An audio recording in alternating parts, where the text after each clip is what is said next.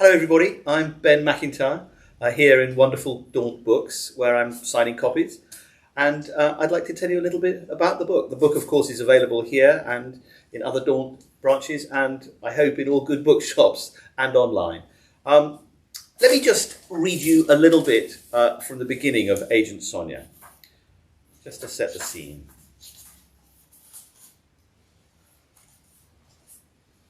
If you had visited the quaint English village of Great Rollright in 1945, you might have spotted a thin, dark-haired and unusually elegant woman emerging from a stone farmhouse called the Firs and climbing onto her bicycle. She had 3 children and a husband, Len, who worked in the nearby aluminium factory. She was friendly but reserved and spoke English with a faint foreign accent. She baked excellent cakes. Her neighbours in the Cotswolds knew little about her. They didn't know that the woman they called Mrs. Burton was actually Colonel Ursula Kaczynski of the Red Army, a dedicated communist, a decorated Soviet military intelligence officer, and a highly trained spy who had conducted espionage operations in China, Poland, and Switzerland before coming to Britain on Moscow's orders. They didn't know that each of her 3 children had a different father, nor that Len Burton was also a secret agent. They were unaware that she was a German Jew, a fanatical opponent of Nazism who'd spied against the fascists during the Second World War and was now spying on America and Britain in the new Cold War. They didn't know that in the outdoor privy behind the Firs, Mrs. Burton had constructed a powerful radio transmitter tuned to Soviet intelligence headquarters in Moscow. But Mrs. Burton's most important undercover job was one that would shape the future of the world. She was helping the Soviet Union to build the atomic bomb. Ursula Kaczynski Burton was a mother, housewife, novelist, expert radio technician, spy master, courier, saboteur, bomb maker, cold warrior and secret agent, all at the same time. Her codename was Sonya. And this is her story. I first heard about Ursula Kaczynski while researching a completely different story, in fact. I became rather fascinated by an American operation right at the end of the war to parachute anti-Nazi agents, German anti-Nazi agents, into the dying Third Reich to carry out sabotage and intelligence missions. And in the course of researching that, I discovered there was this shadowy woman, a communist, who had in fact recruited these people, unbeknown to the Americans. The people that they were sending into the Reich were actually communists. They were actually working for the Soviet Union through this shadowy woman. And that was Ursula. And so I tracked back from her, and I discovered that there was this extraordinary other story, which had only ever really been partially told before, which took us right back to the Weimar years. And to understand where Agent Sonya came from, you really have to go to the chaotic years of the Weimar Republic, between the wars in Germany, when economic disaster was looming, fascism was on the march on the right, and on the left, communism was also growing very rapidly. Many people thought that the next revolution following the Bolshevik Revolution was going to take place in Germany. And for people like Ursula, who grew up amid this chaos, she came from a well-to-do German Jewish family.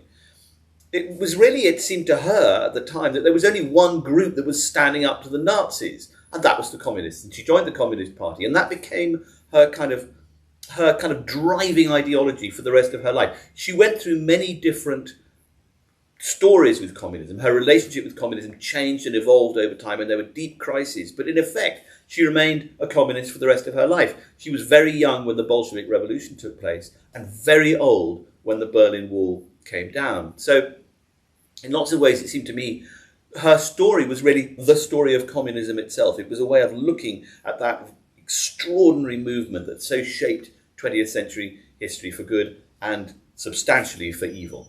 So that's really where Ursula comes from. But her story really starts when she moved to Shanghai with her husband, who was an architect called Rudy Hamburger.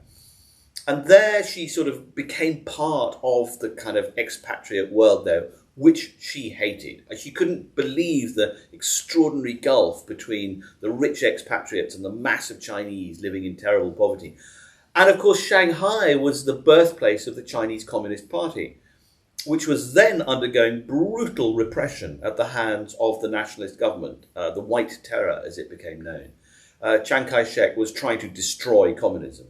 And so she became involved in the underground communist movement through two people, really. One was an American novelist called Agnes Smedley, an extraordinary woman who recruited her. And then another man, a man called Richard Sorge, who was described by Ian Fleming as being the most formidable spy in history. He became Ursula's lover. And so the entwining of kind of the emotional and romantic on one hand and the ideological and covert on the other became really the story of Ursula's life. Really, although she was a true believer in communism, she was also impelled by a whole set of other things, including romance and adventure and a love of risk. She was an extraordinary woman. And she ended up in Moscow being trained, highly trained in fact, as a radio technician.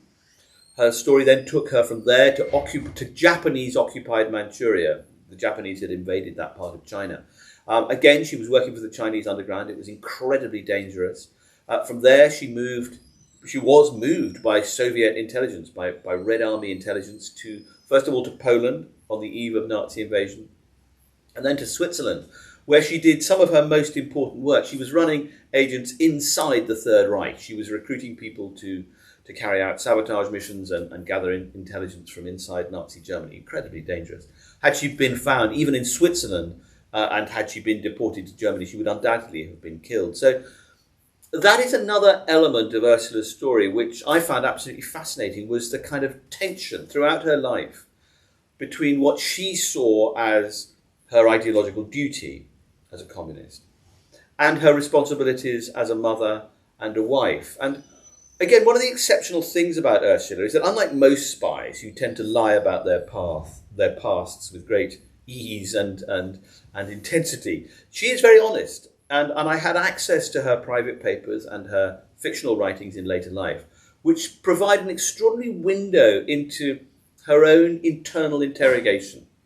Throughout her life, she wondered if she had been a good spy, but a bad mother. And it runs down through the generations, this, because her children, when they discovered the double life that she'd lived, it was a profound experience for them, and one that I think they never really recovered from. Even in his 90s, her elder son, Michael, told me that he'd never really learned to trust anybody, and he wondered if that was, the root of that was this kind of conflicted relationship with his mother. So there is an emotional story that runs underneath the espionage, which I found utterly fascinating.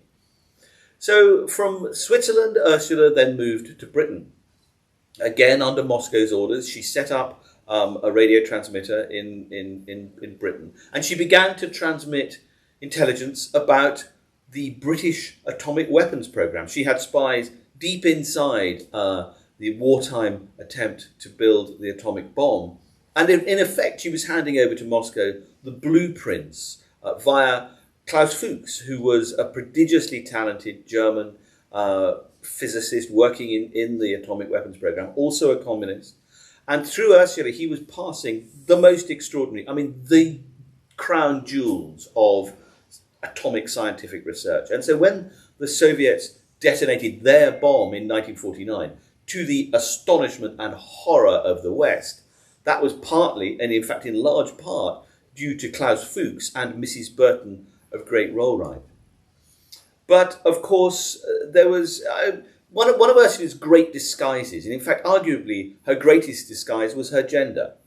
Ursula ruthlessly exploited the fact that she was a wife and a mother to remain completely invisible, not just to the Chinese security services and the Japanese Kempeitai and the Nazis and the FBI, but also MI5 in Britain. The security service had long had its eyes on Ursula, not just on Ursula, but on the entire Kaczynski family, which had moved from Nazi Germany to escape repression and the Holocaust there and had settled in Britain. But the Brits were watching them. This was a nest of communists operating in North London, in fact not very far from where I'm talking to you today.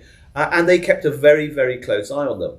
But there was, as I write in the book, really I think only a woman would have been able to see through Ursula's disguise. And there was only one woman in the Soviet counterintelligence section of MI5 at that point. She went by the unimprovable name of Millicent Baggett. Now, Millicent Baggett was a formidable, unmarried woman. She was actually the model for Connie Sachs in the John le Carré stories. So she had a kind of an extraordinary literary immortality. David Cornwell, John le Carré, worked with Millicent Baggett in MI5. Now, Millicent Baggett, very early on, said to her bosses, there's something odd going on in the village of Great Rollright. She strongly suspected the Kaczynskis and Ursula were up to no good, and she kept urging her bosses in MI5 to do something about it, to go and start investigating.